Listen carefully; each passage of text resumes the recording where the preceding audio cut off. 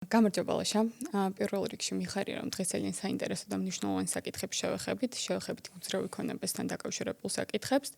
ამ მხრივ პირველ რიგში მინდა რომ თქვენი კომპანია GLG-ის შესახებ გაგვიზიაროთ ინფორმაცია. რა საქმიანობს, რა კუთხით ეხმარებით მომხმარებელს და ასე შემდეგ. გამარჯობა ეკა, ძალიან სასიამოვნოა. ამ თემაზე საუბარი შენთან ერთად. GLG არის იურიდიული ფირმა, რომელიც უკვე 16 წელია ბაზარზე ოპერირებს და მისი ექსკლუზიური მიმართულება არის უძრავი ქონების სამართალი. ჩვენ გვაქვს სხვადასხვა დარგი, მათ შორის სისხლის სამართალი, ვართ სრულპროფილიანი იურიდიული კომპანია, მაგრამ ძირითადი მიმართულება ჩვენთვის ყოველთვის იყო სამშენებლო სამართალი, უძრავი ქონების სამართალი და უძრავი ქონების ტრანზაქციებთან დაკავშირებული ოპერაციები, რომლის იურიდიულ სერვისსაც ვახორციელებთ უკვე 10 წლეულებია და ამასთან დაკავშირებით ძალიან დიდი გამოცდილება დაგვიგროვდა. ჩვენი იურიდიული ფირმის დახმარებით ძალიან ბევრი მათ შორის პრობლემური და შეჩერებული პროექტი დასრულდა, რომელთაც ძალიან ვამაყობთ და დღემდე ვემსახურებით ბიზნესს და მოქალაქეებს იმისნით, რომ უსაფრთხოდ შეიძინონ უძრავი ქონება, უსაფრთხოდ განახორციელონ უძრავ ქონებასთან დაკავშირებული ტრანზაქციები, განსაკუთრებით, როდესაც საქმე ეხება რთულ და არასტანდარტულ ოპერაციებს და ამასთან დაკავშირებით მოკლედ ძალიან დიდი გამოცდილება დაგვიგროვდა. შესაბამისად, ჩვენ ვართ იურიდიული ფირმა, რომელსაც აქვს კოლოსალური გამოცდილება სამშენებლო სამართალში და ზოგადად უძრავი ქონების სამართალში. ძალიან საინტერესო. ამ კუთხით მაინტერესებდა, როგორც ახსენეთ, თქვენი ძირითადი ერთ-ერთი მიმართულება არის უძრავი ქონების გაყიდვა, ყიდვაში დახმარება ადამიანების, ხო? ამ კუთხით როგორ ეხმარებით ადამიანებს, რომელთაც უნდათ უსაფრთხოდ შეიძინონ უძრავი ქონება? რა ტიპის სერვისებს ახორციელებთ, როგორ ეხმარებით მას რისკების დაზღვევაში? ძალიან ბევრ ადამიანს არ აქვს გააზრებული, რამხელა რისკებთან არის დაკავშირებული უძრავი ქონების შეძენა. ეს არის შემთხვევა, როდესაც ფაქტიურად მთელი რიგი ადამიანების ცხოვრების ინვესტიციას ეხება საქმე და სამწუხაროდ ჩვენს ქვეყანაში ზოგადად სოფლიოში ძალიან გავრცელებული არის ისეთი არაკეთილსინდისიერი ადამიანების, ასე ვთქვათ, მოღვაწეობა იმ სფეროში, სადაც დიდი რესურსები, დიდი ფული ტრიალებს და ეს ადამიანები ხშირად ბოროტად სარგებლობენ ხოლმე უცოდინარი, გამოუცდელი ადამიანების ნდობით. ჩვენი კომპანია ზუსტად ამას ახორციელებს, ჩვენ ვიცავთ შემძენებს არაკეთილსინდისიერი ადამიანებისგან, რომლებიც ცდილობენ გარკვეული манипуляციებით შეცდომაში შეიყვანონ მომხმარებლები და ისეთი ფორმით, ასე ვთქვათ, დააზარალონ, რომლის გამოსწორებაც პრაქტიკულად შეუძლებელია თუ თავიდანვე არ განახორციელებს სწორ ჩარევას და სწორ, ასე ვთქვათ, იურიდიულ კონსულტაციებს სათანადო სპეციალისტთან. მთელი რიგი შემთხვევები არსებობს, როდესაც არ მხოლოდ საქართველოში, განსაკუთრებით პოსტსაბჭოთა სივრცეში, სადაც მეტნაკლებად ახალი იყო, უკვე 30 წელი გავიდა, მაგრამ ბევრისთვის მაინც ახალი არის ეს უძრავი ქონების საკუთრების შეძენა, ბევრს კვლავ გონია დღემდე, რომ ნოტარიუსთან რომ მივა, ნოტარიუსი განახორციელებს გარკვეული საკითხების კვლევას. არადა დღეს ჩამოცილებული აქვს ამ, ასე ვთქვათ, სუბიექტს ფუნქციები და სრულიად დაუცველია მხარე თუ მან შესაბამისი კვალიფიციური კონსულტაცია არ გაიარა უძრავი ქონების სპეციალისტთან. აქედან გამომდინარე, ჩვენ სრულად ვიცავთ ადამიანებს იმ მიზნის მიღწევისას, რასაც ქვია უძრავი ქონების შეძენა, დაწყებული თანხის გადაცემით, გაგრძელებული საკუთრების უფლების რეგისტრაციით და დასრულებული საჯარო რეესტრის ამონაწერის, ასე ვთქვათ, გადაცემით შემძენის მიმართ. უძრავი ქონების შეძენა კი ძალიან ბევრ რისკს მოიცავს. განსაკუთრებით ისეთ შემთხვევებში, როდესაც მშენებარე ფარტზე ვსაუბრობთ, მშენებარე ფარტის მიღმა არსებობს იურიდიული რისკების კლასიფიკაცია, სადაც მთელი რიგი პრობლემები შეიძლება გააჩნდეს უძრავ ქონებას, დატვირთული იყოს სხვადასხვა იურიდიული ტვირთით და არსებობს რისკი, რომ მხარემ მთლიანი ფული გადაიხადოს უძრავ ქონებაში და ვერ მოახერხოს საკუთრების რეგისტრაცია, მხოლოდ იმის გამო, რომ რაღაც ფარული იურიდიული ტვირთი ქონდა ზედ. მაგალითად, ყადაღა, მაგალითად, აკრძალვა, არსებობს სხვა დამატებითი, ასე ვთქვათ, უფლებები, რომელიც ზღუდავს საკუთრების უფლებას და ესეც აუცილებლად უნდა გამოიკვლიო შემთხვევით რაიმე ისეთი უძრავი ქონება რო არ იყიდო, რომელშიც საშარო არის ვითარება და სადაც შეიძლება რომ რეალურად დაზარალდე. უამრავი შემთხვევა არსებობს, როდესაც ფული გადაუხდიათ და მერე აღმოუჩენიათ, რომ ან დაყადაღებული ქონება უყიდიათ და საკუთრება ვერ შეუძენიათ და შემდგომში მედის ხოლმე ძალიან დიდი პრობლემები იმასთან დაკავშირებით, რომ ფულის დაბრუნება მოახერხონ და ამას უკვე ვერ ახერხებენ, იმიტომ რომ ვინც ასეთ სქემაში მონაწილეობს, ძალიან კარგად არის გათვითცნობიერებული, რომ თანხის დაბრუნების, ასე ვთქვათ, შეზღუდვები დაუწესოს კეთილსინდისიერ სუბიექტს, ამას აკეთებს ზუსტად უძრავი ქონების იურისტი. ეხმარება მოქალაქეს უსაფრთხოდ შეიძინოს უძრავი ქონება. და რისკები ამასთან დაკავშირებით არის ათობით. ათობით რისკი არის იმ უძრავი ქონების მიხედვით, რომელსაც ვყიდულობთ. უძრავი ქონებები ბუნებრივია განსხვავდება თავის კლასიფიკაციით, მიწის ნაკვეთს სულ სხვა რეგულაცია აქვს, დასრულებულ ბინას სხვა რეგულაცია აქვს, კერძო სახლს სხვა რეგულაცია აქვს, მშენებარე ბინას სხვა რეგულაცია აქვს. ყველა ეს უძრავი ქონება არის ისეთი ტიპის ცალკე საკვლევი იურიდიული ელემენტი, რომელსაც აუცილებლად ჭირდება სათანადო კონსულტაციის გავლა იურისტთან და შემდგომში უკვე მაღალი დონის იურიდიული კვლევა რისკების იდენტიფიცირების კუთხით. ლაშა, ახლა ახსენე შენ რისკების მართვა, ხო? აი მაგალითად მე ვაპირებ უძრავი ქონების შეძენას, მოვდივარ თქვენთან, მოგმართავთ რომ მინდა შეძენა უძრავი ქონების ურისკოდ. რა ტიპის სერვისებს ახორციელებთ უშუალოდ ამ მიმართულებით? რა რისკებს მართავთ, როგორ მაზღვევთ მე რაღაცნაირად თავი ავარიდო ამ რაღაც უხერხულობას, თუ მე გაურკვევლობას და ასე შემდეგ, არ ვიყო დაზარალებულის პოზიციაში. აი რა მოკვლევას ატარებთ ამ კუთხით თქვენ? ძალიან კარგი კითხვა ეკა. უპირველესად ვსწავლობთ რა ტიპის უძრავი ქონებას ეხება საქმე. დავიწყოთ პირველი ტიპიდან. მაგალითად ეს არის მიწა. მიწის თემატიკაზე თუ ლაპარაკობთ, უპირველესად უნდა დავადგინოთ, საერთოდ გამოიყენებს თუ არა მყიდველი ამ მიწის ნაკვეთს შემდგომში მშენებლობის მიზნობრიობით. იმიტომ რომ როგორც წესი მიწის ნაკვეთს ყიდულობენ ხოლმე სამშენებლო მიზნით. არ მაქვს ლაპარაკი სასოფლო-სამეურნეო მიწებზე, რომელიც ასე ვთქვათ სხვა რეგულაციის სფეროში მდებარეობს.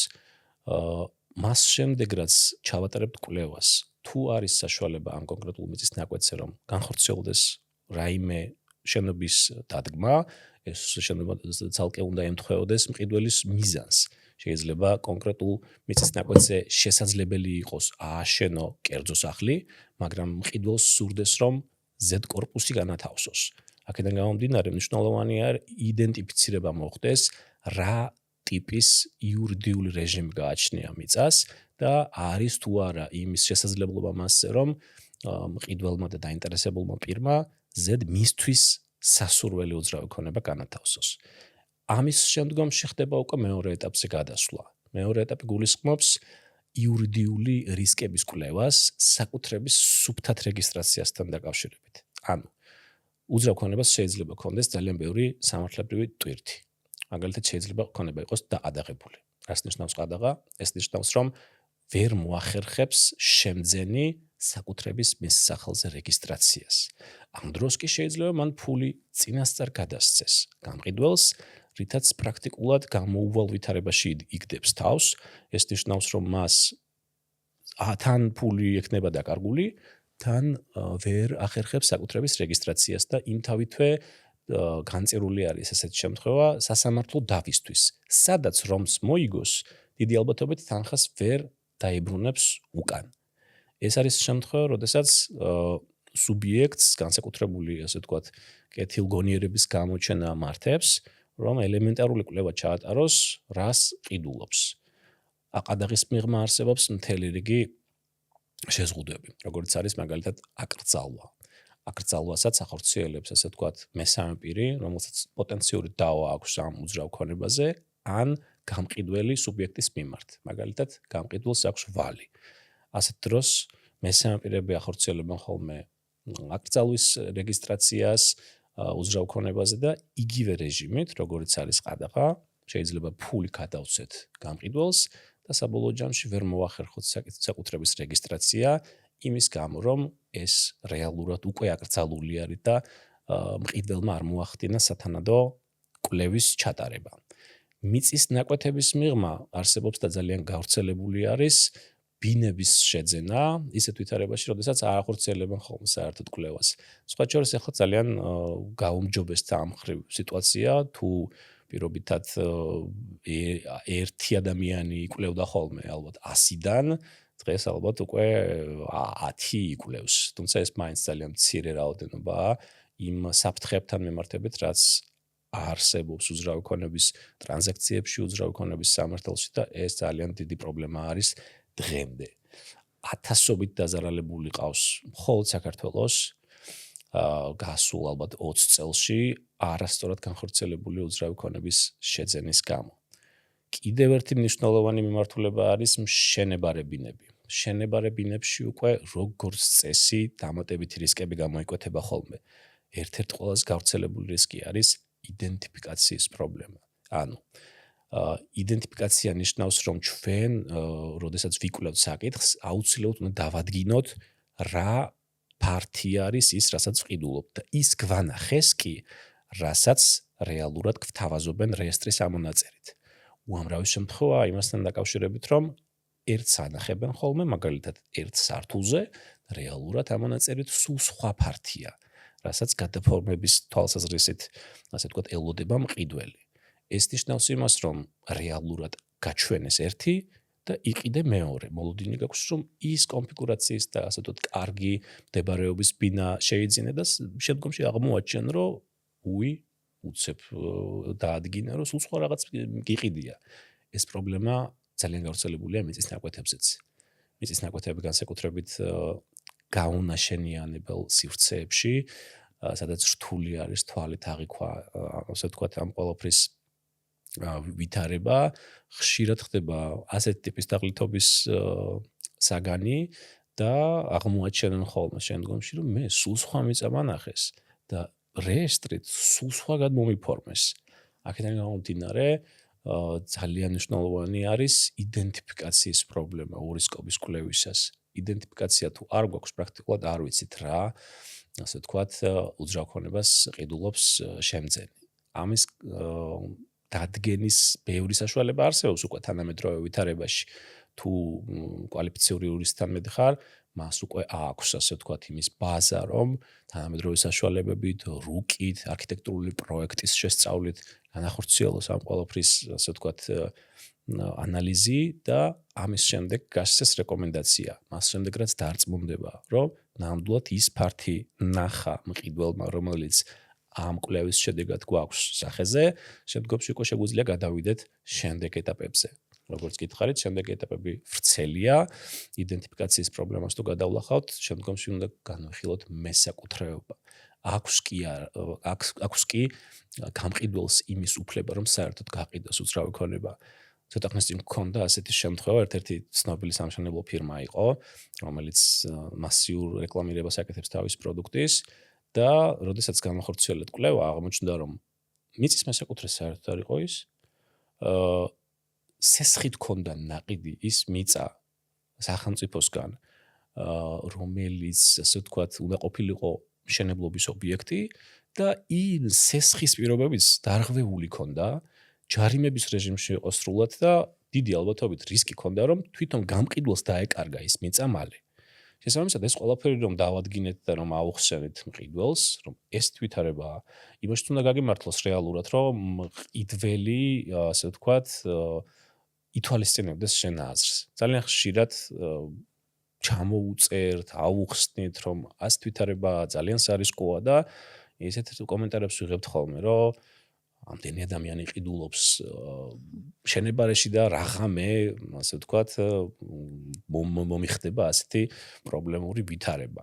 ეს, რა თქმა უნდა, არ ნიშნავს იმას, რომ ყველას დაემართება, მაგრამ როდესაც იურიდიულ რისკებზე ვლაპარაკობთ, ყველაფერი არის დამოკიდებული იმ ალბათობაზე, რაც წინასწარ უნდა გაითვალისწინოს. შეიძლება თუ არა ეს ასე მოხდეს და როდესაც მაღალი რისკია, რომ ისეთი ქონება შეიძინა, რომელიც ხვალ პრობლემური გახდება, ვფიქრობ, რომ მაინც უფრო მეტი წინახედულობა მართებთ ადამიანებს, სხვების გამოცდილების გაზიარება, რომლებმაც უკვე ნახეს მსგავსი, ასე ვთქვათ, პრობლემები და საბოლოო ჯამში იმ, ასე ვთქვათ, რისკების მინიმიზება მოახდინონ, რომლის საშუალებასაც დღეს თავისუფლად გვაძლევს არსებული სერვისები, განსაკუთრებით იურიდიული მიმართულებით. ლაშა თუ სწორად მივხვდი თქვენი სერვისი ითვალისწინებს არა მხოლოდ დახმარებას, ფაქტობრივად პრევენციას ხო, რომ თავი აირიდონ დაზარალებულის პოზიციაში დადგომისგან თქვენმა კლიენტებმა. და აი ამ კუთხით მაინტერესებდა დაზარალებული ბევრი ყავს საქართველოში, ანუ ზოგს საკუთარ თავზე გამოუცდა ეს ყველაფერი, თუ არა და სხვა ადამიანებს ყავს ნაცნობები, ახლობლები, ვისაც მსგავს სიტუაციაში ქონია გამოცდილება, რომ რაღაცის შესყიდვა უნდა და საბოლოოდ ვერ მიიღო ის შედეგი, რა გათვლაც ქონდა დასაწყისში. ან ყოფილა ისეთი შემთხვევები, როდესაც აქვთ კონკრეტული უძრავი ქონება, პირობითად კერძო სახლი, შემოდის ინვესტორი, რომელიც გარკვეული პირობების სანაცვლოდ გარკვეულ გარიგებაზე მიდის მასთან, მაგრამ რეალურად ამ რისკების გაწყვეტს ვერ ახერხებს ეს კონკრეტული ადამიანი და ბოლოს ხდება დაზარალებული. ვეღარ იღებს იმ ფართს, რაზეც პირობითად დასაწყისში შეთანხმდნენ, ხო? აი ამ კუთხით თუ გქონიათ გამოცდილება და თქვენი სერვისი თუ ითვალისწინებს ამ კუთხით ამ ადამიანების დახმარებასაც. კარგი კითხვაა, ეკა, რა თქმა უნდა. ეგეთ შემთხვევები ბევრი გქონია. პირველ ნაწილზე გიპასუხებ, რომ ათასობით შემთხვევაა, როდესაც უძრავი ქონების შეძენით არის დაზარალებული ადამიანი.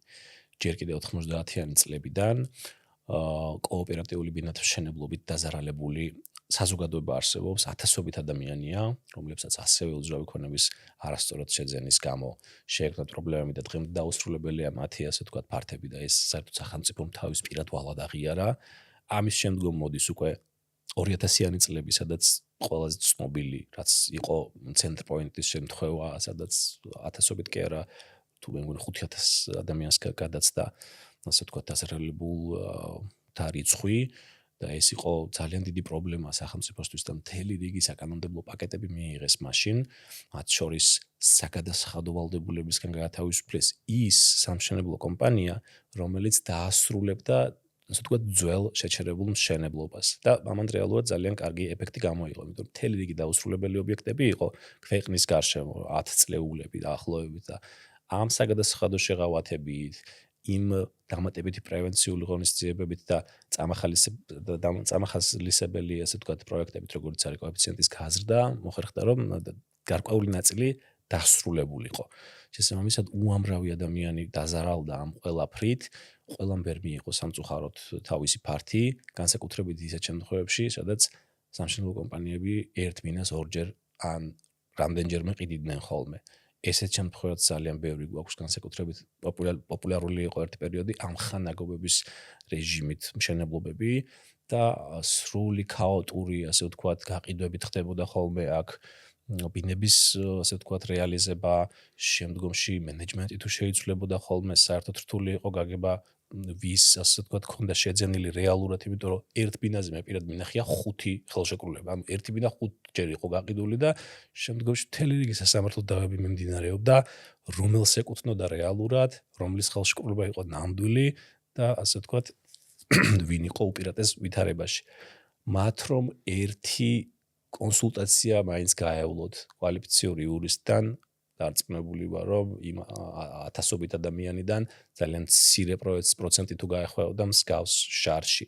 შესაბამისად, ეს ძალიან დიდი პრობლემა იყო, რომელიც გადაიტანა თავის დროზე ჩვენმა ქვეყანამ, მაგრამ ეს მიმდინარე პრობლემაა. დღესაც კი უამრავი არაკეთილსინდისიერი სამშენებლო კომპანია თუ უძრავი ქონების კომპანიებს ეძახიან თავის თავს, ატყუებენ რეალურად მოქალაქეებს, პირდებიან არარეალურ, ასე ვთქვათ, წინაპირობებს, თავაზობენ არარეალურ ფასებს, რითაც შეცდომაში შედიან მომხმარებლები, მოქალაქეები და თვალს ხუჭავენ ხოლმე იმ რისკებზე, რომელიც ახლავს ამ ყველაფერს.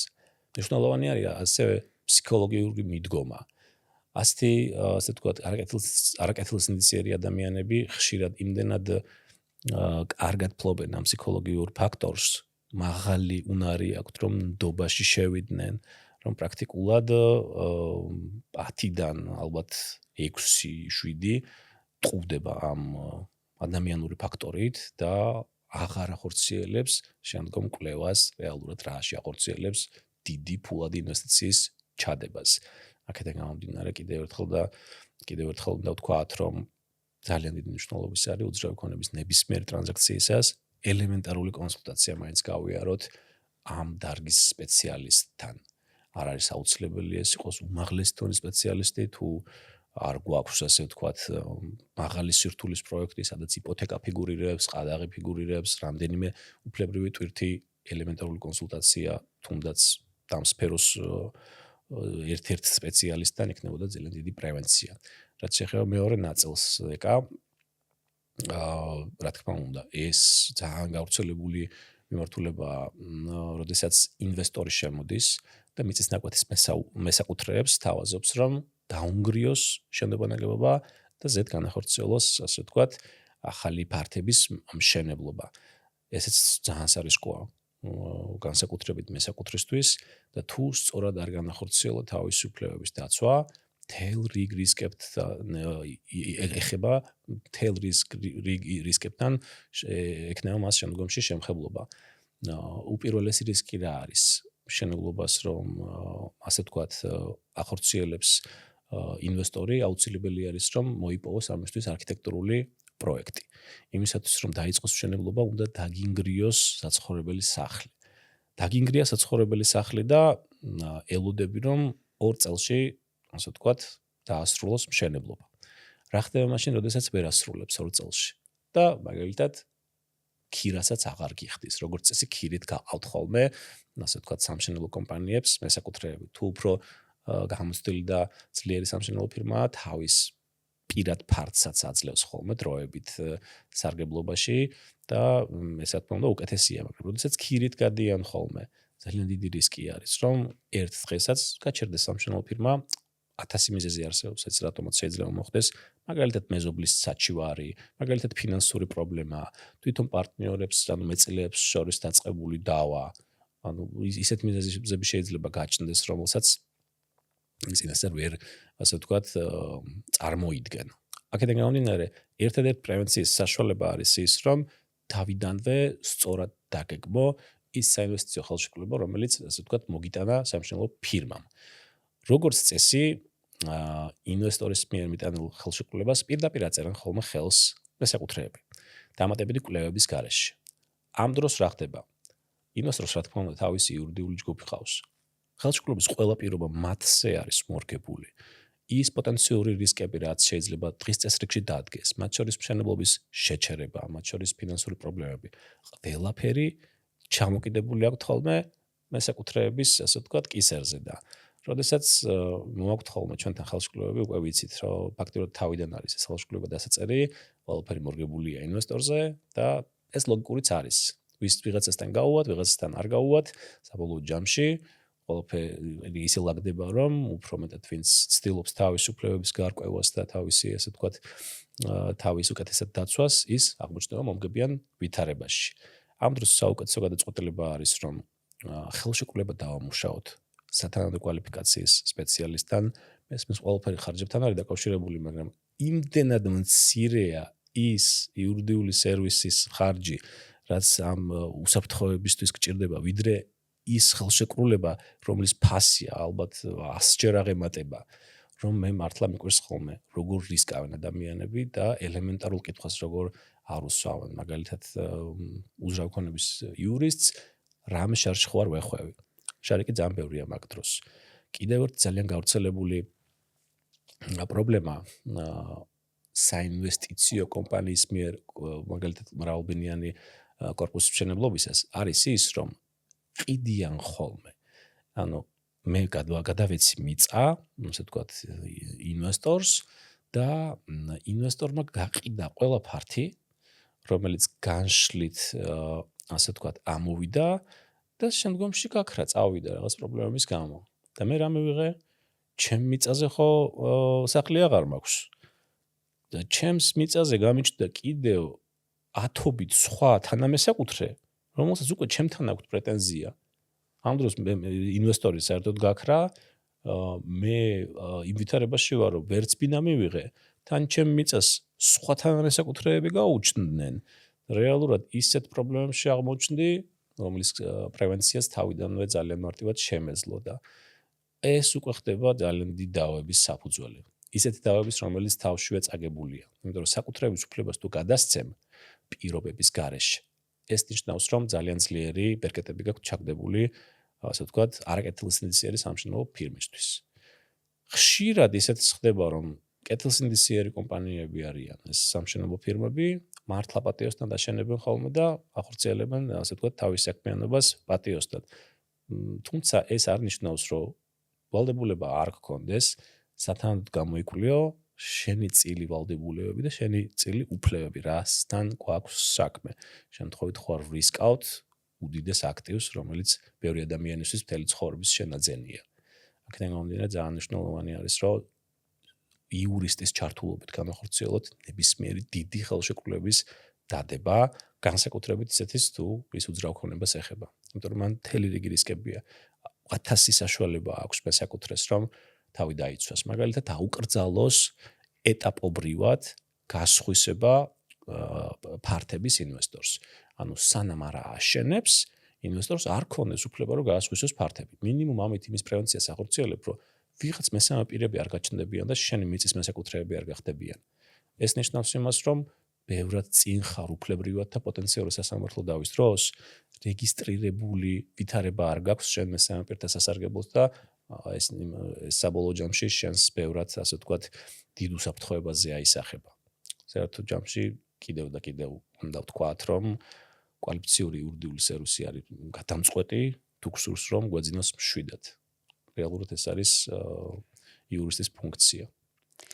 აი, ამისთან დაკავშირებით ჩვენ ძირითადად ახლა შევახეთ პრევენციულ ღონისძიებებს, ხო? როგორ უნდა დავიცვათ თავი ამ შემთხვევაში და რა მნიშვნელობა აქვს იურისტის სწორ ჩართულობას ამ დროს. რა ხდება მაშინ, როდესაც ვერ მოახერხეს პრევენცია, არ მივიდნენ თავის დროზე იურისტთან, ვერ მიიღეს ეს კონსულტაცია და უკვე არიან დაზარალებულები. ამ კუთხით თუ ეხმარებით ამ დაზარალებულ ადამიანებს თქვენ? კი, რა თქმა უნდა. ჩვენი სერვისები გულისხმობს სრულ მომსახურებას, რაც კი ადამიანს შეიძლება დაჭირდეს უძრავი ქონების სფეროში. როგორც წესი, ეს იყოფა ორად. პირველი ნაწილი არის პრე-სასამართლო ურთიერთობები. ამ დროს ჩვენი მიზანი არის, რომ არ მივიდეს საქმე სასამართლომდე, თუ თავის დროზე მოვიდა ადამიანი, რომელსაც გააჩნია უძრავ ქონებასთან დაკავშირებული გარკვეული საკითხი. ჩვენი მიზანი არის, რომ როგორღაც არ მივიყვანოთ საქმე სასამართლო განხილვამდე და იმდენად გასაგებად და კარგად იყოს ჩამოყალიბებული ხელშეკრულების ნაწილი, იმდენად კარგად იყოს სქემა დაგეგმილი უძრავი ქონების შეძენასთან დაკავშირებით, რომ ფიზიკურად არ არსებობდეს ამის საჭიროება. მრავალწლიანმა გამოცდილებამ იმის საშუალება მოგცა, რომ ძალიან კარგი მეთოდებით განვახორციელოთ დიდი უძრავი ქონების პროექტები ისეთ ვითარებაში, როდესაც არც ერთი რისკავდეს მყიდველი და არც მეორე. რეალურად, როდესაც მარტივი ბინის ტრანზაქციაც რო ავიღოთ. თუ კლასიკურად მიდის მხარე საჯარო რეესტრში, ყოველთვის ერთ-ერთი რისკავს. და მაგალითს გეტყვი ახლა. მაგალითად განვიხილოთ მყიდველი ამ დროს რას რისკავს. მყიდველი იმას რისკავს ყველაზე ელემენტარულად, რომ გადაიხადოს თანხა და რაღაც მიზეზით ვერ მოხდეს მის სახელზე საკუთრების რეგისტრაცია.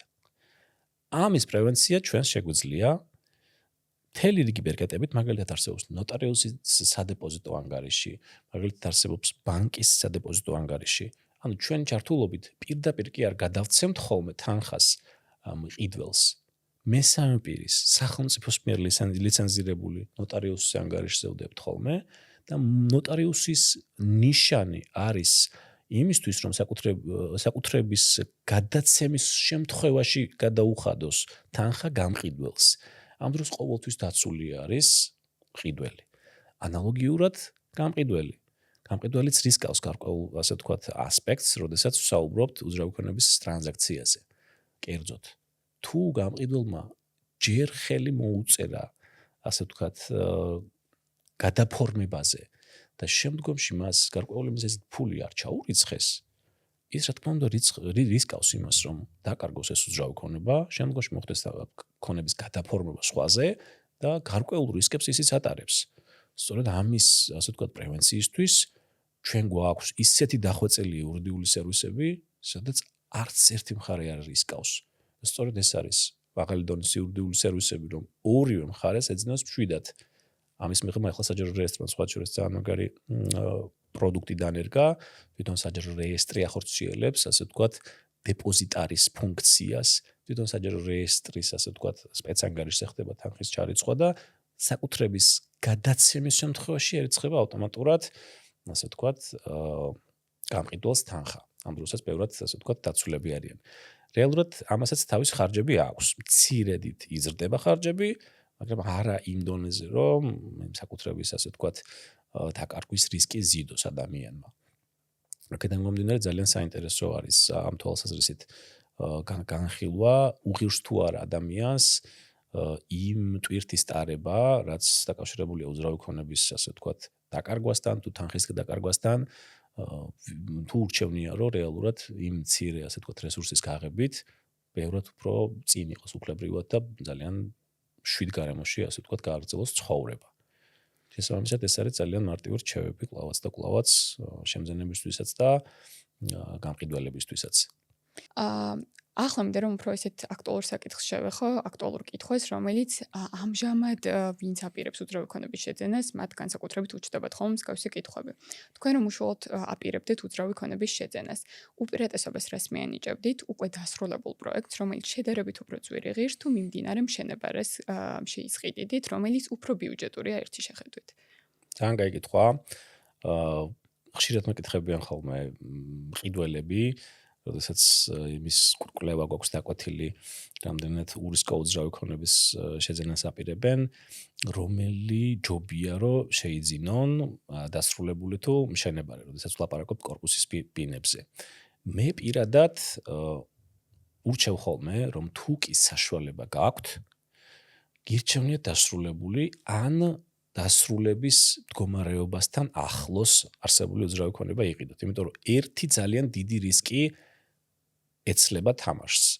ეს არის მშენებლობის დასრულების ვალდებულება. ეს რეალურად დიდი რისკია, იმიტომ რომ ათასობით ადამიანი იყო იმ ვითარებაში, ვინც ფულს იხდიდა, თანხა სრულად ქონდა დაფარული, მაგრამ მშენებლობა არ სრულდებოდა და დღესაც არიან სამწუხაროდ ასეთი ადამიანები. რა თქმა უნდა, ამ თვალსაზრისით უნდა განვიხილოთ ფინანსური ფაქტორი. რამდენად იაფად გვთავაზობს ბაზარი იმ ასე ვთქვათ შენებარე ფართებს, რომელიც ასე ვთქვათ რო შევადაროთ დაახლოებით 20-30%-იანი, იშვიათად 30%-იანი სხვაობას იძლევა. პირობითად თუ $1000 ვყიდულობთ დასრულებულ ფართს, დაახლოებით $800 გვაქვს საშუალება რომ შენებარე ფართი ვიყიდოთ. ეხლა რო გავითვალისწინოთ ის ფაქტორი, რამდენ ხანში გვპირდებიან ხოლმე ამ ყველაფრის დასრულებას, დაახლოებით 2-3 წელიწადია კონტრაქტში. ეს არის კონტრაქტით გათვალისწინებული, რომელიც როგორც წესი, ასე ვთქვათ, იცვლება ხოლმე და შეიძლება რომ გაიწელოს. დღესვე რომ განახორციელო რემონტი, თუ ამის საშუალება გაქვს და ის 3 წელი რომ მაგალითად გაქირავებაში ჩაუშვა, თუ პირადი საცხოვრებლისთვის არ გსურს. დაახლოებით ეწევა უკვე ყოველთვიურ ანგარიშზე რო გაყო იმ დაკლებულ $200, რომელიც დაზოგე მშენებარე ფართის შესყიდვის მიზნით, ვიდრე ასე ვთქვათ, განახორციელებინა დასრულებულში უფრო მეტის გადახდა. შესაბამისად, ფინანსური ეს მცირე ანალიზი რო გააკეთო, სხვაობა ძალიან მიზერული იქნება რეალურად. მაგრამ აქ არის, რა თქმა უნდა, მეორე ფაქტორიც. დღეს ყველას არ უჭირავს ფული, რომ დაფაროს ფლიანი თანხა დღესვე და დღესვე დაიწყოს რემონტი. აქედან გამომდინარე ძალიან პოპულარულია იმ ადამიანებში, რომელსაც ასე ვთქვათ, ფინანსური მზაობა არ აქვს, რომ დღესვე განახორციელოს გარკვეული ინვესტიცია და რომელსაც აქვს სხვა საცხოვრისიც, პოპულარული არის მშენებარე ფართების შეძენა. ეს რა თქმა უნდა განპირობებული არის ეკონომიკური ფაქტორით. როგორც წესი, ის ადამიანები ყიდულობენ ხოლმე ამას, ვისაც ნელ-ნელა გადახდის სურვილი აქვთ და ასე ვთქვათ, მოლოდინი აქვთ, რომ ამ ნელ-ნელა გადახდის შემდგომში ერთგვარ შეგროვებას განახორციელებენ საკუთრების შეძენასთან დაკავშირებით. მე თუ მექნებოდა საშუალება, რომ დღესვე მეყიდა და სრულებული და დღესვე დამესრულებინა რემონტი, რომ სასწრაფოდ გაქირავებაში ჩამეშვა და თან ცალკე საცხოვრისი უნდა ქონდეს ბუნებრივია, თორე თუ შენი ცხოვრება შეგნეთ კიდევ გიძვირდება ასე ვთქვათ პროექტი, ასეთ ვითარებაში გირჩევნია ფინანსურად რომ დასრულებული შეიძინო. თუ არ გაქვს საშუალება, ისიც კარგი ასე ვთქვათ ვერსია რომ ნელ-ნელა გადაიხადო და მშენებარეში საერთო 2 წელში, 3 წელში როცა იქნება, ოღონდ სათანადო იურიდიული რისკების კვლევით და იმის იდენტიფიცირებით, რომ ელემენტარულად მესაკუთრება მაინც იყოს გამყიდველი და არა ისეთ ვითარება, რომ არც საკუთრება ქონდეს მიწაზე გამყიდველს, არც პროექტი ქონდეს შეთანხმებული. ასეთ შემთხვევაში უამრავი არის სამწუხაროდ და დღემდე ხვდებით ხოლმე ისეთ უცნაურ, ასე თქვა, სამშენებლო ობიექტებს, სადაც არც მესაკუთრეა გამყიდველი. ხშირად პროექტიც არ აქვს ხოლმე შეთანხმებული და საერთო ჯამში თუ არ მოიკვლია მყიდველმა ძალიან დიდი ზიანის მიყენებას ხედავთ შემძენისთვის. აი ახლა ახსენე გამყიდველი, ხო? ჩვენ ძირითადად მყიდველის პერსპექტივიდან განვიხილეთ ეს საკითხები და რისკებიც. რა რისკები არსებობს გამყიდველის შემთხვევაში, ვინც ბინას ყიდის პირობითად? ამ კუთხით თუ შეგიძლია რომ გამიზიარო ინფორმაცია და თქვენი კომპანია ამ კუთხით გამყიდველებსაც თუ ეხმარებათ, კონკრეტულ სერვისს თუ უწევთ მათაც? კი, რა თქმა უნდა. ორი ძირითადი რისკი არსებობს გამყიდველისთვის, როდესაც ვახორციელებთ უძრავი ქონების გასხვისებას. პირველი რისკი ეს არის თანხის სწორად გადაცემის დაგეგმვა. პირობითად თუ გამყიდველმა ჯერ საკუთრება გადაუფორმა შემძენს და შემძენმა ფული არ გადაიხადა, ან ნაწილი გადაიხადა, ბუნებრივია ეს უკვე მისთვის რისკი არის და ძალიან ბევრი გამყიდველი ჯერ უფორმებს და მე ელოდება ხოლმე თანხის მიღებას. იქ არის ლაპარაკები, რომ ბანკის კრედიტი მაქვს აღებული და ბანკმა უნდა ჩამირიცხოს, მეზობელმა, მეგობარმა, ნათესავმა უნდა გადმომერიცხოს საზღვარგარეთიდან და როგორც კი საკუთრება ამოვა ჩემს სახელზე ეგრევე დაგიფარაო. რომელი ახორციელებს პირველ ნაბიჯს, ამას აქვს მნიშვნელობა. პირველი გამყიდველი აწერს ხელს საკუთრების გადაცემის ხელშეკრულებას, თუ პირველი ახორციელებს მყიდველი თანხის გადახდას. თუ გამყიდველი ისე დაგეგმავს ამ ყველაფერს, რომ ჯერ საკუთრება გადასცა და მყიდველმა არ განახორციელა მის ვალდებულების შესრულება, რა თქმა უნდა, ძალიან დიდი რისკია გამყიდველისთვის, რომ საერთოდ გაქრება ის მყიდველი, გადააფორმებს მე შემდგომში ამ უკვე გასხვისებულ ქონებას სხვის სახელზე და დიდ ზიანს მიიღებს საერთო ჯამში ყოფილი მესაკუთრე. მეორე რისკი არის ყალბი ფული. ამის გამოცდილებაც გვაქვს და ძალიან აქტუალური იყო ერთი პერიოდი, ახლა საბედნიეროდ კაიხანი აღარ შემხვედრია, მაგრამ ყალბი ფულის პრობლემა ძალიან აქტუალური იყო გარკვეული, ასე ვთქვათ, წლების წინ. ამის პრევენცია ჩვენ როგორ გავაკეთეთ ჩვენს ბიუროში?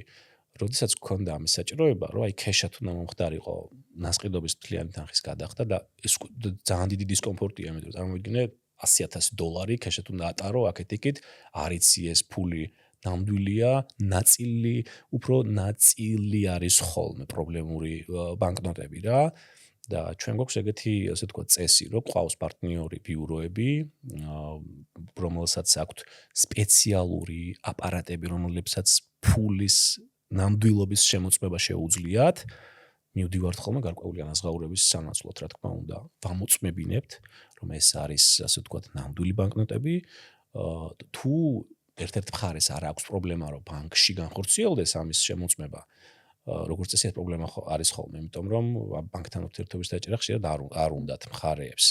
ნებისმიერ შემთხვევაში არსებობს ეს სერვისიც, რომ მაგალითად ვალუტის ცოტა სერიოზულ გადამცვლელ ჯიხურებს აქვთ ეგეთი მომსახურება, მიხვიდე, დაათვლევინო და შეამოწმებინო ფულის სიყალბეზე და მხოლოდ ამის შემდეგ გააგრძელო შემდგომი, ასე ვთქვათ, ნაბიჯები, როცა დარწმუნდები, რომ ყველანაირი პრობლემა გამქრალია ფულის სიყალბესთან დაკავშირებით და შეგეძლია მშვიდად განახორციელო საკუთრების გადაცემა უკვე შემდგომი ნაბიჯების თვალსაზრისით.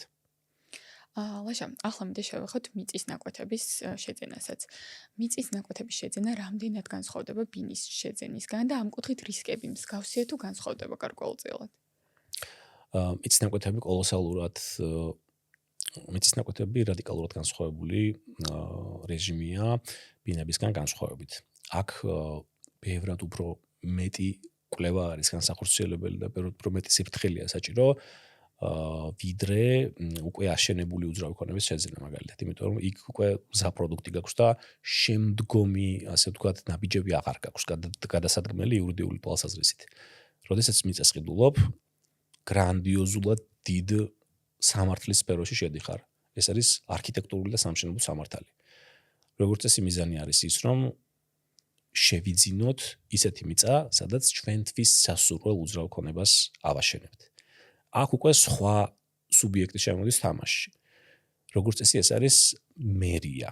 თბილისის შემთხვევაში თბილისის მერია, რაიონულ შემთხვევაში შესაბამისი, ასე ვთქვათ, რაიონის მერია ან გამგეობა.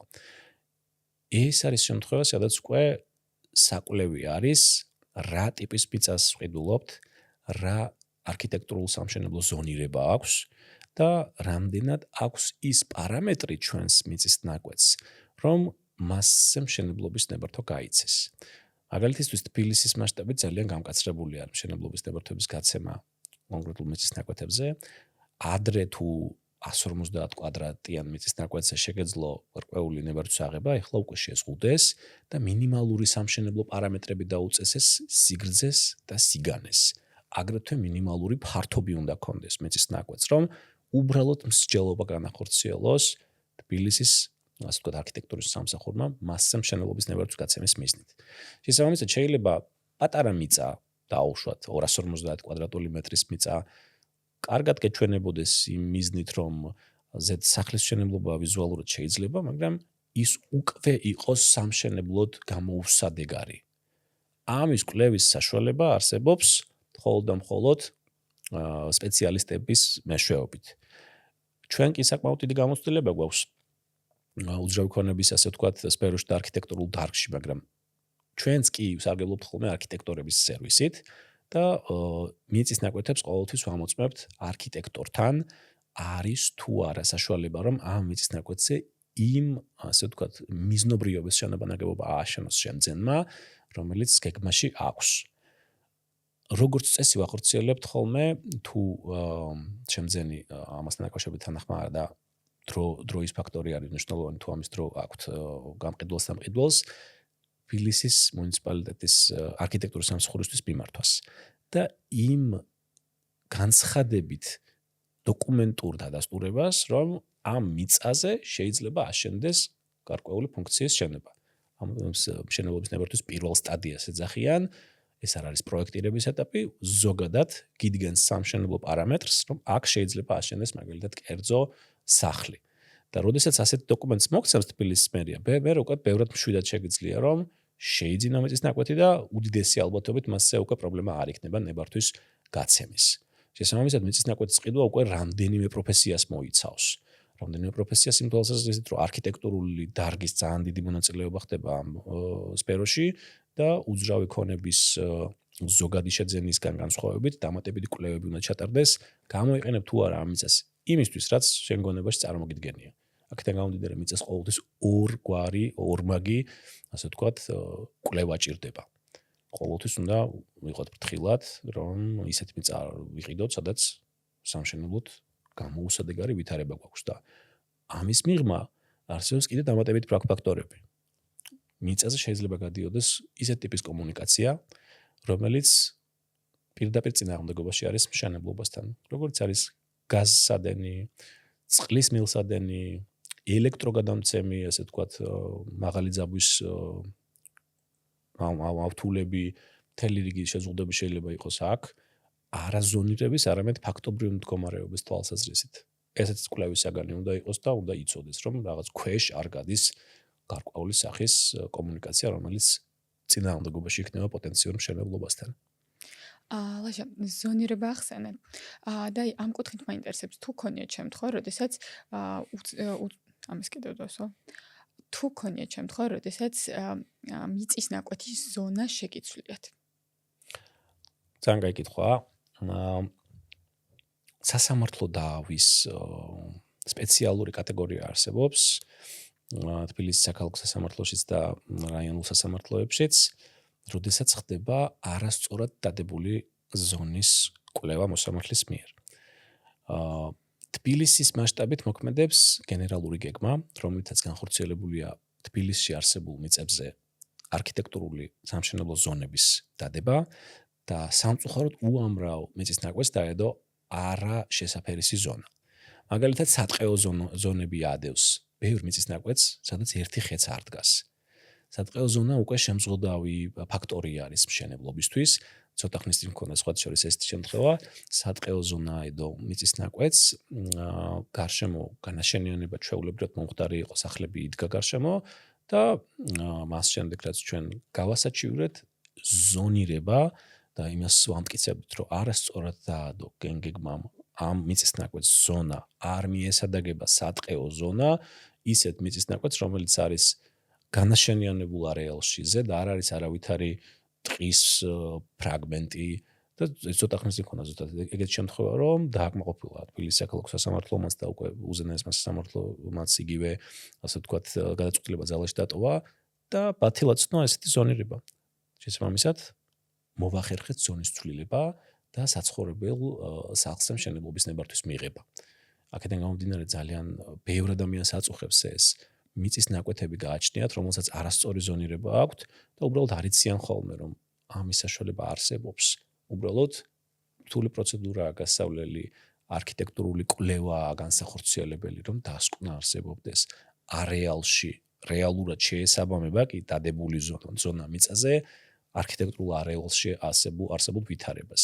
და სასამართლოს ძალიან დიდი ბერკეტები აქვს ამასთან დაკავშირებით, იმიტომ რომ საკუთრების უფლება ძლიერი უფლებაა.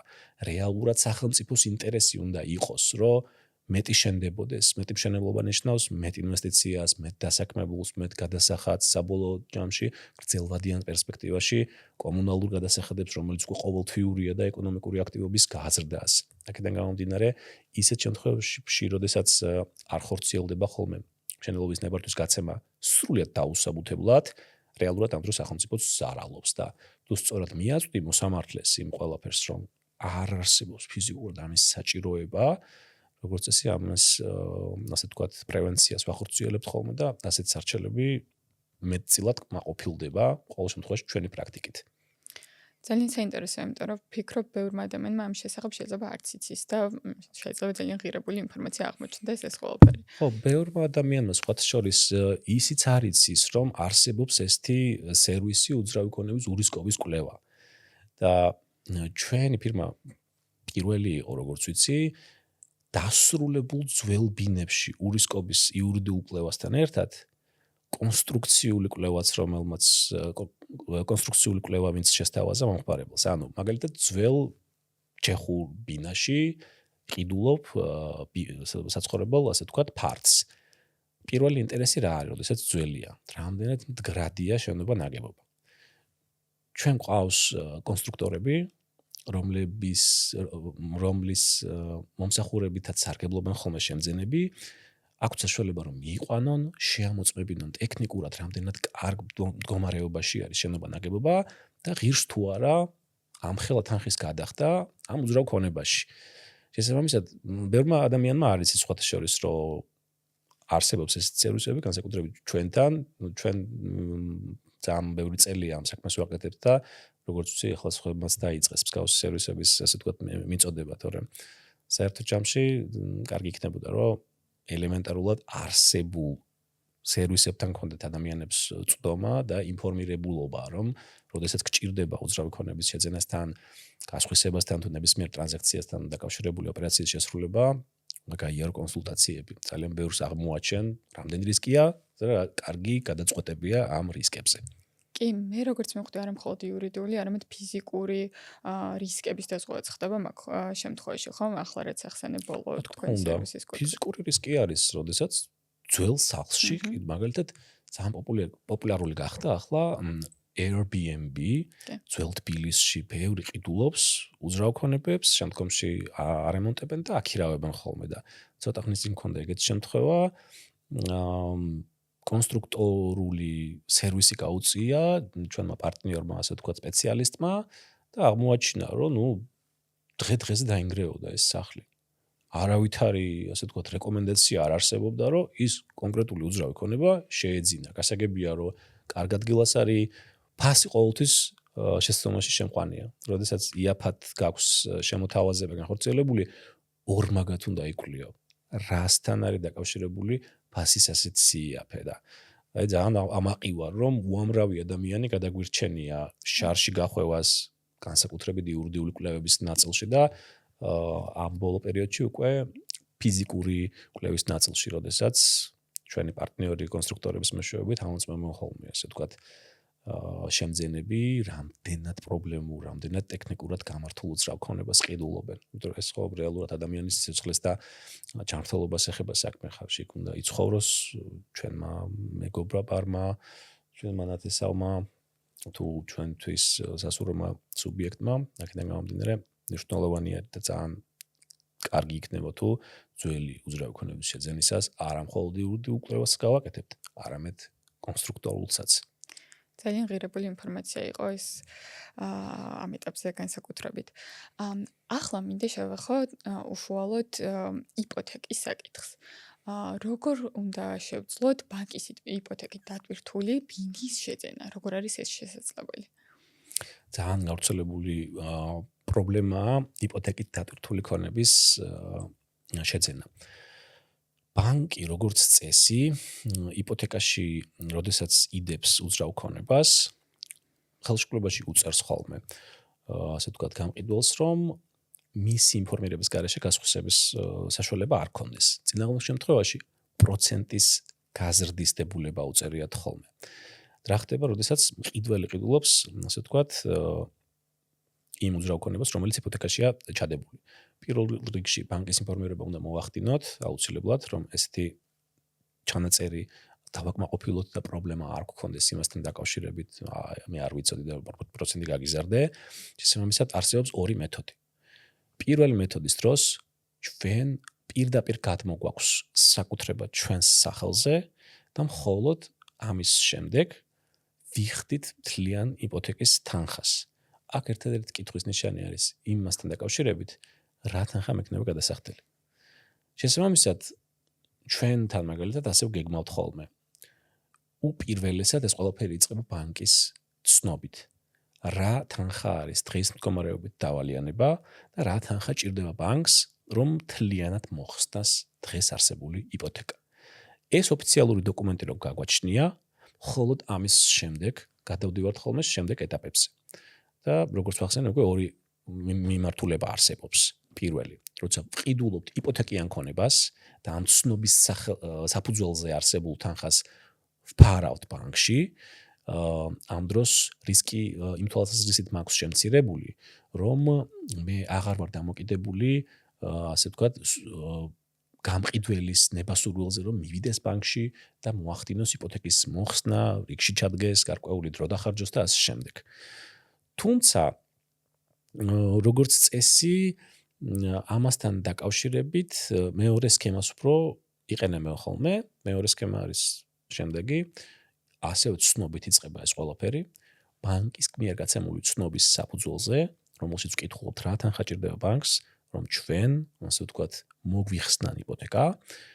ამ ცნობის საფუძველზე ჩვენ ვაწერინებთ წინასწარი მიმართვის განცხადებას გამყიდველს ბანკის მიმართ, რომ როგორც კი მყიდველის მიერ ჩაირიცხება ჩემს ანგარიშზე ამდენი და ამდენი თანხა, უაქსეპტო ფორმით, ჩემი დამატებითი მოსვლის გარეშე მე გაძლევ დავალებას, რომ პირდაპირ გაანულო ჩემი სესხი და პირდაპირ მოხსნა იპოთეკა.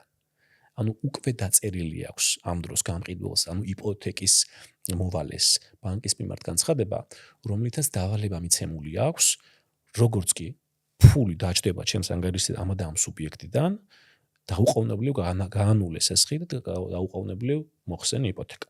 ამით პრევენციას ვახორციელებთ ჩვენ იმასთან დაკავშირებით, რომ არ გაქრეს გამყიდველი და შემდგომში დევნა არ მომიწიოს და ამასთან დაკავშირებით ბევრად უფრო უპირატესი ვითარება ექმნება ხოლმე, ასე ვთქვათ, შემძენს. როგორც წესი, ეს უკანასკნელი სქემა უფრო პოპულარულია ხოლმე და ასე ვთქვათ, მეტი ადამიანი სარგებლობს. თუმცა ორივე სქემა მუშა არის, იპოთეკიანი ქონების გადმოფორმება და ასე ვთქვათ, შემდგომში გადახდაც, მაგრამ აქ რისკი გაქვს, რომ შეიძლება ბანკის ინფორმირება, როდესაც მოხდა, გარკვეული პერიოდი გავიდეს და თანხის ოდენობის გაზრდა მოახდინოს შენგან დამოუკიდებლად, ასე ვთქვათ, გამყიდველმა. ამის პრეცედენტებიც ყოფილა. შესაბამისად, ბანკი დიდად კვლევაში არ შედის ხოლმე. მას აქვს თავის მიზანი, რომ თავის გაცემული სესხი იყოს უზრუნველყოფილი. აქედან გამომდინარე, ჩვენ თვითონ უნდა ვიკვლიოთ ჩვენი უსაფრთხოება და იურიდიული ურისკოპა. ორი მიმართულებიდან, ორივე მოქმედია და თავარი არის ის, რომ ტექსტები იყოს სწორად დამუშავებული იურიდიულად და კვალიფიციური იურიდიული სერვისების მეთვალყურეობის ქვეშ განხორციელდეს ასეთი ტიპის ტრანზაქციები. ბანკთან დაკავშირებული, იპოთეკასთან დაკავშირებული ტრანზაქციები ითვლება რთულად და არასოდეს ადამიანმა კვალიფიციური იურიდიული სერვისის გარეშე თვითონ არ უნდა დაიწყოს ამ ყველაფრის გაკეთება. უდიდესი რისკია, რომ სადღაცას რაღაც შეეშალოს, არავინ იმ სქემაში მისკენ არ იქნება, არც ბანკი მით უმეტეს თავისი იურიდიული აპარატით და არც ასე ვთქვათ გამყიდველი, თუ კი რაღაც განსაკუთრებულად კეთილსინდისიერი ადამიანი არ არის. სხვა შორის ძალიან გავრცელებულია ემიგრანტების მომართვიანობა ჩვენს მიმართ. ასობით ემიგრანტს დავეხმარეთ უსაფრთხოდ ქონებების შეძენაში. მთელი რიგი ასე ვთქვათ კვლევები გვაქვს გაკეთებული იმასთან დაკავშირებით, რა ტიპის პრობლემები უჩნდებათ ხოლმე უძრავი ქონების შეძენისას და ძალიან საინტერესოა იმასთან დაკავშირებული პოზიცია, რომ ძირითადად ეს არის სწორედ იპოთეკით დატვირთული ქონებების შეძენა. არ ვიცი, ალბათ უფრო იაფად სთავაზობენ მყიდველებს ასეთი ტიპის ქონებებს, ნებისმიერ შემთხვევაში ასობით იპოთეკით დატვირთული ქონება გვაქვს, ასე ვთქვათ, ჩვენი სერვისებით შეძენილი მყიდველთათვის და ფაქტიურად ყველა მათგანი არის წარმატებით დასრულებული. ახლა რომ შევეხოთ მიჯარებს და მოიჯარებს, რა რისკები აქვთ მოიჯარებს ფართის გაქირავებისას და ასევე რა რისკები აქვთ მიჯარებს ფართის დაქირავების დროს? ძალიან კაი კითხვაა. დღეის მდგომარეობით განსაკუთრებით აქტუალური გახდა უძრავი ქონების იჯარით გაცემა და იჯარით აღება. როდესაც ლაპარაკობთ იჯარაზე, რა თქმა უნდა, ცალკე უნდა განვიხილოთ მესაკუთრეს რა რისკები აქვს და დამქირავებელს მოიჯარეს რა რისკები აქვს. მესაკუთრით დავიწყებ. მესაკუთრის უპირველესი რისკი არის ის, რომ გააქირავოს ფართი, დავარქმევასე და ვერ მიიღოს ყოველთვიურად თანხა, რომელზეც შეთანხმებულია, ასე ვთქვათ, მოიჯარესთან. ამის პრევენცია, როგორც წესი, დაკავშირებულია უფრო მეტი თანხის წინასწარ აღებასთან და ეს უკვე დამკვიდრებულია ჩვენს კულტურაში, ვიდრე ერთი თვის ქირა. როგორც წესი, ორი თვის ქირას იღებენ ხოლმე და ძალიან კარგი, ასე ვთქვათ, პრევენციის საშუალება არის გრძელვადიან ურთიერთობაში, თუ კი არ გადაიხადა შემდგომში რომელიმე ქირის საფასური, თან უწყვეტ, ასე ვთქვათ, ხელშეკრულებას, თან ბოლოთვის უკვე დაფარული აქვს და ერთ თვეში შეგიძლია მოახდინო მისი გაშვება. დამატებით რისკი არის ის, რომ დაგიზიანოს ფართი, ფართის დაზიანების დამტკიცების პრობლემა შეგექმნას. აქედან გამომდინარე კიდევ და კიდევ მივდივართ იქამდე, რომ აუცილებელია კონტრაქტი იყოს სწორად შედგენილი. ხელშეკრულებას უნდა ერთფოდეს ფოტომასალა, ვიდეომასალა, რა კონდიციაში გადავეცით ფართი დამქირავებელს. თუ ამის დამტკიცების პრობლემა, ასე ვთქვათ, გაჩნდა, მერე უკვე რთული არის იმ ყველაფრის მიღება, ზიანი თუ მიაყენა შენს ფართს, მაგალითად დაგიზიანა კედელი, იატაკი, ჭერი და გეუბნება, რომ ეს ასე იყო. უკვე რთული არის ეს ყველაფერი რომ დადგინდეს, თუ არ გიწერია კონტრაქტში. ჩვენ მაგალითად კონტრაქტშიც გვიწერია ხოლმე ცალ-ცალკე ჭერი, იატაკი, კედლები, ავეჯი, ყველანაირად უმციკლო მდგომარეობაში გადაეცა დამქირავებელს და ნებისმიერი ჩარევა, ზიანი მათზე იქნება, ასე ვთქვათ, პასუხისმგებლობა, რომელსაც ატარებს დამქირავებელი. რაც შეეხება მეორე ნაწილს, რა რისკები აქვთ დამქირავებელს. დამქირავებელსაც ანალოგიურად აქვს რისკი, რომ უცებ მოინდომოს მაგალითად მესაკუთრემ შეუწყვიტოს ეს კონტრაქტი, მისი ასე ვთქვათ საჭიროებისთვის, ესე რომ კონტრაქტი არის გადამწყვეტი, როგორ იქნება ფორმირებული ხელშეკრულება, რა დეტალებზე იქნება აქცენტები გაკეთებული და რამდენად დაბალანსებული იქნება ამ ყველაფრის მდგომარეობა მხარეთათვის, ასე ვთქვათ, სასარგებლოდ.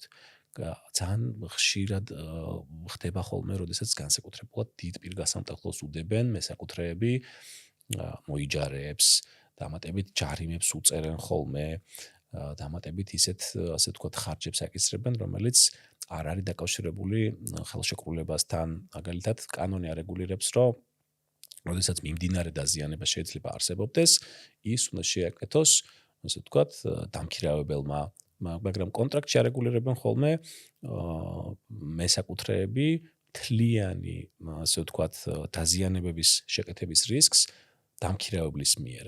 რაც რეალურად კანონის დარღვევაა და არ არის ფლად კარგი გამოსავალი, თუმცა ფსიქოლოგიური ფაქტორი ძალიან დიდი აქვს ხელშეკრულებას და როდესაც აჩვენებენ ხოლმე, რომ ჩვენ კონტრაქტში ესე კვიწერია, განსაკუთრებით უცხოელებს. ხშირად თანხმდებიან ხოლმე და საერთო ჯამში იხდიან ხოლმე, ასე ვთქვათ, დამქირავებლები. გასაგებია, დიდი მადლობა. ვფიქრობ, რომ საინტერესო პოდკასტი გამოგვივიდა და ბევრი კითხვა დაისვა, ბევრი კითხვის პასუხი გაეცა, ბევრი საინტერესო სიახლეც გავიგე და ვფიქრობ, რომ ბევრი ადამიანისთვის აქტუალური საკითხია და შესაბამისად მათთვისაც მნიშვნელოვანი ინფორმაცია იქნება იმისთვის, რომ სამომავლოდ დაგეგმონ თუნდაც ეს პროცესები სწორად და პრევენცია გაუკეთონ რაღაც რისკებს. ასე რომ, გმადლობ, ლაშა. მადლობა შენ.